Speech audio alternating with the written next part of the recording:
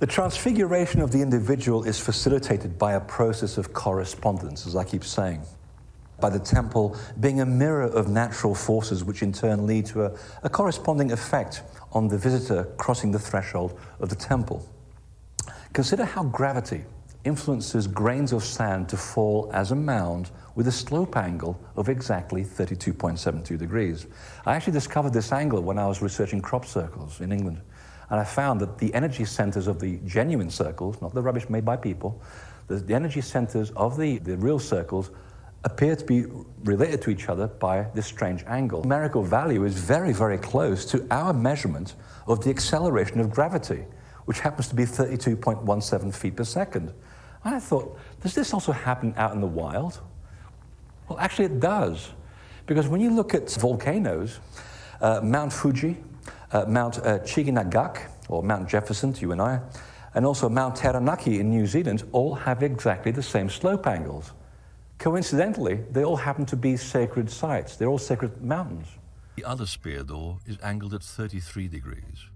It reflects the most secret teaching of the mysteries, the conscious manipulation of gravity, which on Earth brings materials to rest at the angle of 32.72 degrees, or 33 for convenience.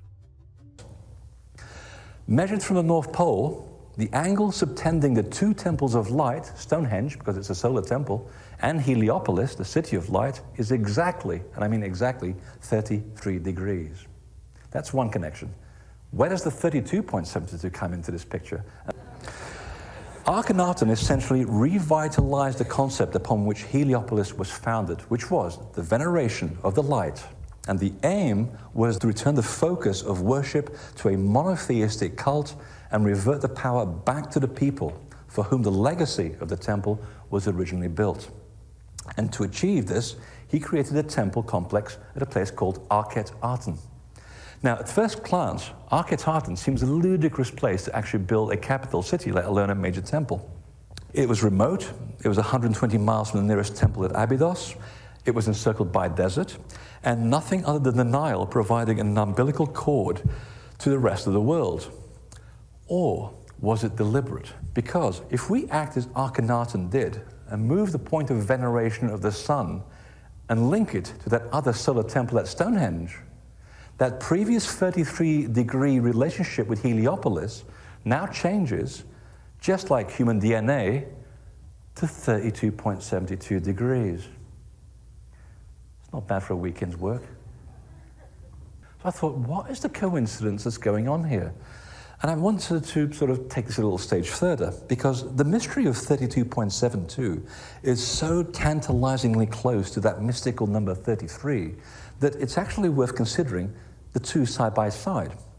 And I can go on all night about this, but I'll just keep it very, very short. The Zoroastrian god Ahura Mazda is said to have created the universe using the power of 33 steps. And this secret process is concealed within the 32 principles of the Kabbalistic tree of life, or the tree of knowledge, by which one reaches the 33rd degree, which is supposed to mean enlightenment. You know, you reach that place called paradise. And this knowledge was, as you probably know, is a component of the mystery schools of Heliopolis in Egypt, which later became a very closely guarded secret within Freemasonry, whose roots actually herald back to the Academy of Heliopolis in the first place. And I've wondered, could 33 be a convenient rounding off of 32.72? Because you know, you can't just go to a party and someone says, oh, you're a Freemason, are you a 33rd degree Mason? And he said, no, I'm a 32.72 degree Mason. It doesn't really roll off the tongue. And I thought, I'm wondering if perhaps 33 is just a convenient rounding off of this number. Maybe. But if so, if it's just a coincidence, why did the United States of America, a country founded by Freemasons, establish its final border with Mexico at Yuma, where in the middle of a river, it forms the tip of a pyramid precisely at latitude 32.72 degrees, and in a tip of a pyramid that's 2 times 33 degrees? I thought, this is very strange. And why did the Knights Templar, the precursors of Freemasons, Why did they build a castle at Vadum Jacob in Egypt exactly, and I mean exactly at latitude 33 degrees, followed by another exactly on the little spit of land on the coast at 32.71? And then linked it to another one in Jericho. And when you link the three together, they form a perfect right-angled triangle in the shape of a triple step of Vishnu.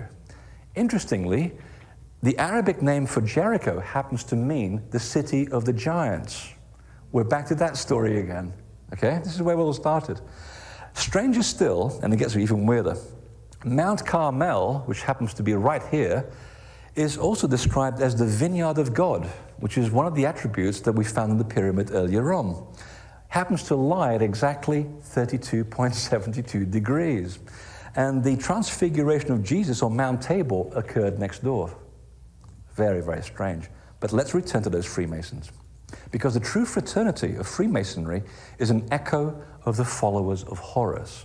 These are the descendants of the created gods and the builders of this temple legacy we've been discussing this evening.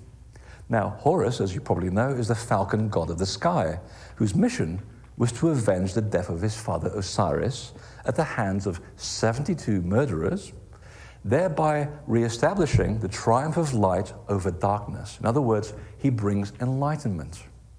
Well, Osiris himself is the symbol of the transfiguration of the immortal soul, and also the guardian of the gate into paradise. So, let's look at all this in context of temples associated with light. Haha. The Edfu pyramid texts state that after the flood, the followers of Horus set up a primordial mount at Heliopolis, which means the city of the sun, and then they wandered into the hinterlands to locate other mansions of the gods. Could they have gone as far as Britain to set up the solar temple of Ambresbury? Because that's the old name of Stonehenge, and it literally means the enclosure of obelisks. The root of the name is actually Egyptian. What is interesting is that recent archaeological evidence now proves that the original Stonehenge had now been dated to 8000 BC, and that puts it into the same time period as the followers of Horus just after the flood. Well, there's another connection, because in the 12th century, chronicles state that Stonehenge was brought to the Celtic lands from Africa by a race of giants. Now, it's unlikely that the stones were transported from Africa, because we know they came from Wales, but what may have been transported to Britain was the knowledge of temple building. And more importantly, where is the correspondence to the human body? Because you have to have a correspondence between the temple, the land, and the body for this transfiguration to actually work. Well, the number 33 is prominent in the human body because, you are made up of 2/3 water, and water consists of 33 different substances. And that allows the 365 elements in the human body to actually function, and the 33 bones in your spine to remain active. These numbers are not by accident. They're all part of a big design. But what is funny is that all that water that exists in your body, it happens to freeze and transmutate into ice at exactly 32.72 degrees Fahrenheit. It's like a big joke, isn't it? And that brings us to a second, more direct correspondence with the body. Because modern research shows that our human DNA happens to be a remarkably flexible molecule, and thermal fluctuations can actually produce bending and stretching in the structure. Now, in its normal state, the angle of rotation of the bDNA helix is 34.61 degrees. But in a dehydrated state, it transforms into aDNA, as does the angle of rotation of DNA to 32.72 degrees. This enormous effort to transfigure the human soul continues today, maintained and promulgated by groups of adepts, believe it or not. Because earlier, we saw how temples are aligned to a worldwide grid based on pentagonal numbers, one key number being 108 degrees. And 108 degrees west of Heliopolis lies this wonderful bay of Paracas in Peru, where this sits, this lone candelabra, which actually is a tree of knowledge, etched, I think it's about 260 feet on the sides of this cliff. It's an anomaly. No one knows why it's there, apart from the fact that it's a geodetic marker.